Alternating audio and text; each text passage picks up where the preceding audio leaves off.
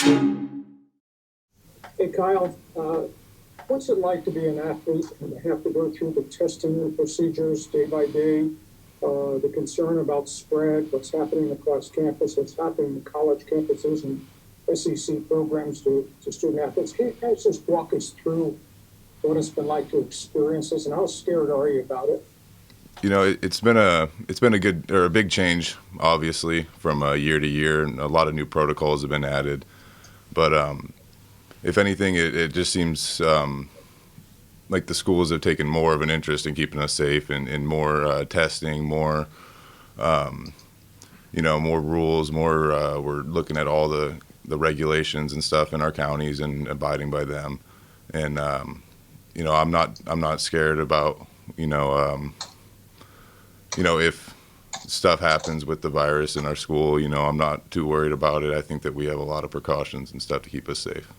Kyle, did you kind of have to really learn about this whole virus and all that to make you feel safe? I know a couple of your teammates have opted out. Did you ever think about anything like that? I know that our school, and I trust our coaching staff and our coaches, and I know that we would not be trying to have a season right now if it wasn't safe for us to be out there, and safe for us and safe for our coaching staff as well. So opting out never crossed my mind or anything like that. I want to play football. Talk a little bit about the line. It's had its ups and downs the last couple of years through injuries and whatever else. How do you feel the line is going to look this year and be as part of the leaders to the offense? I'm real excited about our offensive line this year. We've shown a lot of good things up until this point, and we've had to overcome a lot, of course. With our the offense changing and the new coaches coming in and everything, but we've really stuck together through it all, and we've been a group that's been around each other for a while now, and I'm really excited to see what we can do. You mentioned the offensive changes.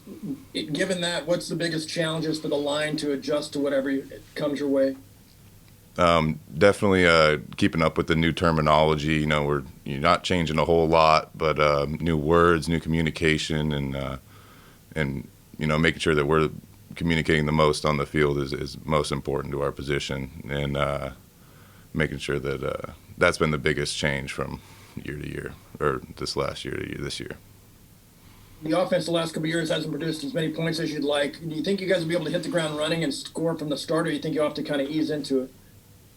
We're planning to come out fast, and that's what we want to do. And we've definitely been disappointed with our performances the last couple of years, and we're definitely going to be trying to change that this year.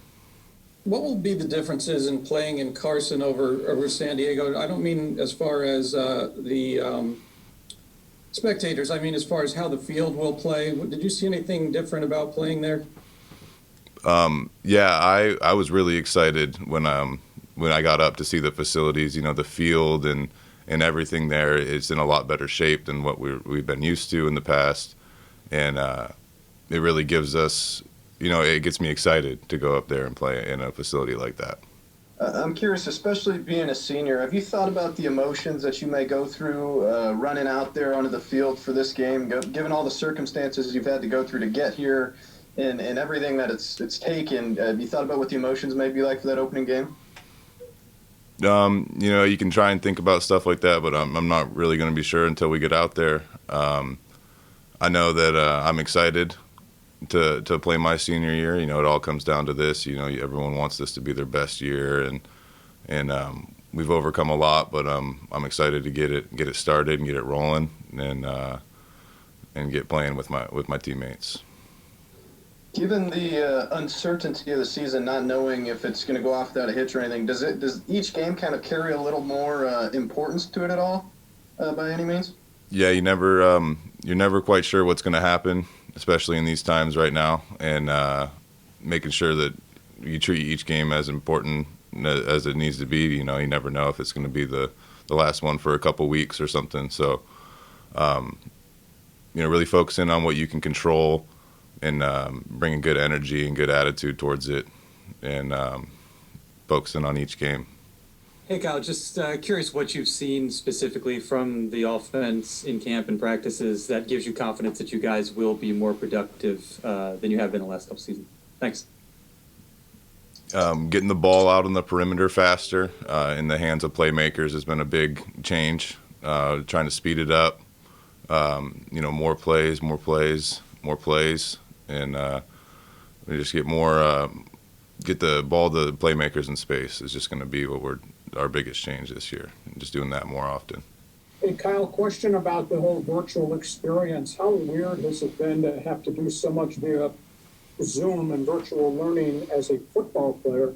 And from a student athlete standpoint, what's it like to do Zoom classes academically? Is it hard, strange? What's it been like to adopt it? Thank you. Yeah, it's definitely strange, and it definitely took an adjustment period. But spending a bunch of hours on your laptop screen, sitting in your living room, it's definitely a different experience. But at the end of the day, you still you know what you have to get done, and you're able to get that done through what we have going on. NCAA announced that all athletic events would be canceled on November 3rd for Election Day in an effort to encourage student athletes to vote. So what are your thoughts on that? Have you talked about that with your teammates at all? Yeah, our team, we've shared it a couple times, the importance of voting and making sure that everyone on the team is registered. That's been a big process these last couple weeks. We've been, working with every student, making sure that they can find the time to register to vote. And, it's very important to pause things on Election Day to give people the time they need to vote, especially, with everything going on today, how much longer that could take. It's been a big deal, and it's very important for us. Last one from me. How weird will it be playing without a crowd in the stands? Are they going to pump crowd noise in? I mean, it's got to be a very different vibe, is it not? Yeah, that is something that some people have to adjust to. At the end of the day, it's still going to be a football game on that field, and that's where all the focus is going to be. It's not going to be up with what's going on in the stands. It never really was. Focusing on what's going on between the lines and playing football. That's what's going to be important. TARIQ, since you now travel for home games, how has that changed the schedule for training and travel? It's slightly different. It's a little bit of adjustment, just traveling up to LA before the game, or a day before the game, instead of just going to a hotel in San Diego. But, I mean, it's the same thing. You got to get mentally prepared and just make sure your body's ready and your mind's ready. And how has the inability to practice full-time at full speed changed the way you see the first game of the season since you've experienced other first games? It's a little different. I mean, watching football on TV and all these other things kind of give you a feel like just missing it and ready to play. So, I mean, we didn't get to do a lot for the first months of COVID and just, trying to make it safe and make sure we're ready to play. But, I mean, I feel like the coaching staff and the trainers did a great job just preparing us mentally and physically to be ready for this game on Saturday. And finally, since UNLV has a new coaching staff, what have you been able to learn about them in such a short time? For me as a defender, I know that Coach Arroyo is a great offensive mind. They kind of call him a great QB coach, and the offensive coordinator came from Oregon as well. So, I mean, we're expecting to have a spread-out game. A lot of talent on the perimeter, getting the ball out fast and trying to make big plays. So our job is to stop that. You guys have a new defensive coordinator this year, but so how much will we see the same defense, and what kind of tweaks will there be that we might see different than previous years? I feel like it's the same. It is the same defense, but I mean, I feel like Coach Maddox does a great job calling plays. He's implemented a little bit of new stuff, but it's definitely the same old defense that we've been playing for, I want to say, the last 10 years, and it's just a great feeling playing in it. I know you want to play at the next level. Originally, they postponed the season to next spring, so I want to ask, what were your concerns about, maybe trying to prepare for the next level next spring at the same time trying to play? Now it's back to the fall, so did that put your mind at ease, or how has this all gone for you? It definitely helped knowing that the season is this fall instead of the spring because, I mean, after the season, I want to be able to prepare and get myself ready for the next level. But I was definitely worried more about just finishing, getting my degree, and just playing my last season with my brothers and just, playing in front of my hometown for the last time. Were you able to kind of focus on what you can control and not, when everything was up in the air, how how concerned were you about that? And were you pulling your hair out, or were you able to deal with it pretty well? It's kind of hard. I had to try to educate myself on just the different options I could have had and just trying to make sure I made the right decision for me and my family and as well as my team because, I would be nothing without my team. So it was hard at first, but I know it's just something I had to deal with and just kept working and, put my head down and just keep grinding and see what happened. And thankfully, it just, worked out for the best. If the season had been in the spring, would you have really had a decision on whether to play or not, or were you going to play anyway? I'm not sure. I definitely thought about it, but I graduated in December, so it's kind of hard for me to know what to do. Like, I had to go to grad school or different options I had to make so I can be able to play that year or that semester. Well, it's probably safe to say you're glad the way things worked out. Yes, I am. Hey, Tariq, the NCAA canceled athletic events on Election Day, encouraging student athletes to vote. So what are your thoughts on that, and have you talked about that with your teammates at all? I think it's great, honestly. We got to educate ourselves as athletes and students and just people in today's society because, you want to vote for the legislature you want to pass and you want to vote for the people you want in office to push those important things that you need or that you want so that your life can be better or can work better for everyone else and just the population.